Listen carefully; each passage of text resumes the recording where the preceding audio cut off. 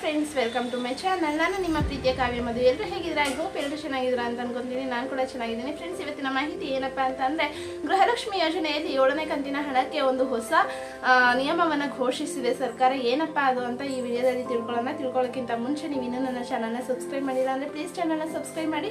ಹಾಗೆ ವಿಡಿಯೋ ಇಷ್ಟ ಆಯಿತು ಅಂದರೆ ವಿಡಿಯೋಗೆ ಲೈಕ್ ಮಾಡಿ, ಶೇರ್ ಮಾಡಿ, ಕಮೆಂಟ್ ಮಾಡಿ. ರಾಜ್ಯದ ಮಹಿಳಾ ಸಬಲೀಕರಣಕ್ಕೆ ಸರ್ಕಾರ ಬದ್ಧವಾಗಿದೆ. ಈ ಹಿನ್ನೆಲೆಯಲ್ಲಿ ಮಹಿಳೆಯರು ಆರ್ಥಿಕವಾಗಿಯೂ ಕೂಡ ತಮ್ಮ ಜೀವನವನ್ನು ತಾವೇ ಕಟ್ಟಿಕೊಳ್ಳಲು ಅನುಕೂಲವಾಗುವಂತೆ ಹಲವಾರು ಯೋಜನೆಗಳನ್ನ ರಾಜ್ಯ ಸರ್ಕಾರ ಕೈಗೊಂಡಿದೆ ಅಂತಾನೆ ಹೇಳ್ಬೋದು. ಹಾಗಿದ್ರೆ ಬೇರೆ ಬೇರೆ ಉದ್ಯೋಗ ಮಾಡುವುದಕ್ಕೆ ಮಹಿಳೆಯರಿಗೆ ಸಾಲ ಸೌಲಭ್ಯ ನೀಡುವ ಯೋಜನೆಯನ್ನು ಕೂಡ ಜಾರಿಗೆ ತಂದಿದ್ದು, ಸಂಪೂರ್ಣ ಬಡ್ಡಿ ರಹಿತ ಸಾಲವನ್ನು ಮಹಿಳೆಯರು ಪಡೆಯಬಹುದಾಗಿದೆ. ಬಡ್ಡಿ ಇಲ್ಲದೆ ಸಾಲ ಕೂಡ ಪಡ್ಕೋಬಹುದು. ಸರ್ಕಾರದಲ್ಲಿ ಈ ಯೋಜನೆ ಕೂಡ ಜಾರಿಗೆ ಬಂದಿದೆ.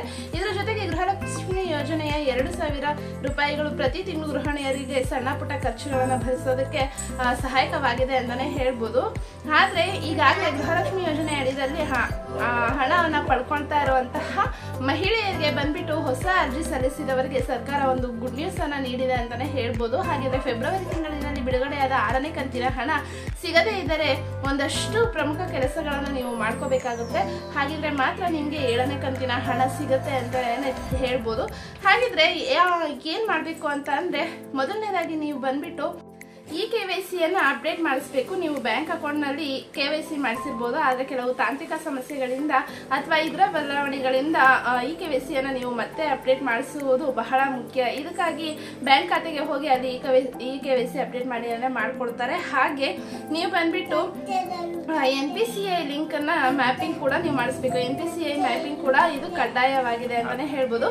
ಇದಕ್ಕಾಗಿ ನೀವು ಬ್ಯಾಂಕ್ಗೆ ಹೋಗಿ ಸಿಬ್ಬಂದಿಗಳ ಬಳಿ ಹೋಗ್ಬಿಟ್ಟು NPCI ಮ್ಯಾಪಿಂಗ್ ಅನ್ನು ನಿಮ್ಮ ಖಾತೆಗೆ ಮಾಡಿಸಿಕೊಳ್ಳೋದು ಹೇಳಿ. ಆದರೆ ಆ ಥರ ಮಾಡಿಸ್ಕೊಂಡ್ರೆ ನೇರವಾಗಿ ನಿಮ್ಮ ಹಣ ಬಂದ್ಬಿಟ್ಟು ನಿಮ್ಮ ಹಣ DBT ಆಗಲು ಸಹಾಯ ಆಗುತ್ತೆ ಅಂತಲೇ ಹೇಳ್ಬೋದು.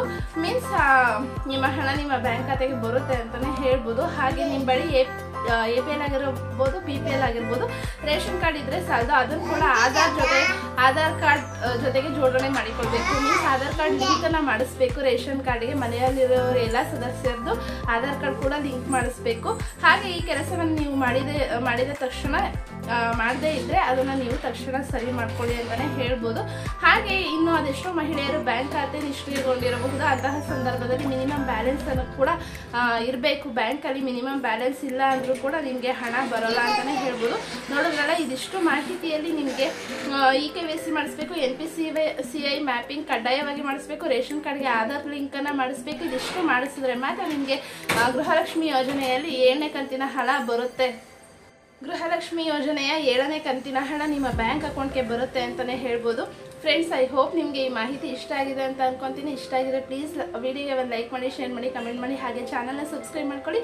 ಮತ್ತೆ ಸಿಗ್ತೀನಿ ಮುಂದಿನ ವಿಡಿಯೋದಲ್ಲಿ. ಮತ್ತಷ್ಟು ವಿಡಿಯೋಗಾಗಿ ನೋಡ್ತಾ ಇರಿ ನನ್ನ channel. Thanks for watching. Bye bye.